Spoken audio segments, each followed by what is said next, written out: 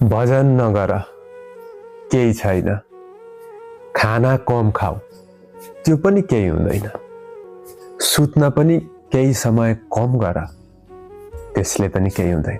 तर जीवनमा गलत बाटो र झुटको सहारा लिएर जीवन राम्रो बनाउने कोसिस यदि गर्दैछौ भने त्यो भन्दा ठुलो गल्ती केही पनि हुन सक्दैन।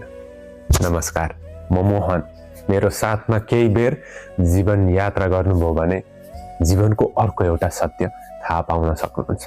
हो, हामीले खाना कम खाँदा, निन्द्रा कम सुत्दा, हामीले भगवानको सेवा कम गर्दा केही पनि हुनेवाला छैन।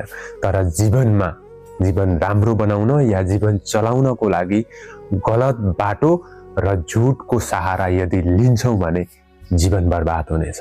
केही समय पछाडिदेखि नै जीवनमा ठुल्ठुला समस्या आउन सुरु हुन्छ।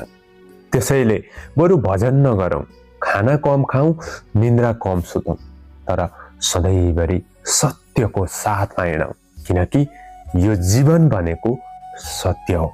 यदि हामीले साँच्चै सत्यको अर्थ बुझ्यौँ भने हामीले आफ्नो जीवनलाई सत्यमय बनाउँछौँ, आनन्दित बनाउँछौँ, खुसी भएर जीवन यात्रा गर्न पाउँछौँ। सधैँभरि सत्यको साथमा बसौँ र जीवनलाई सुन्दर बनाऊ।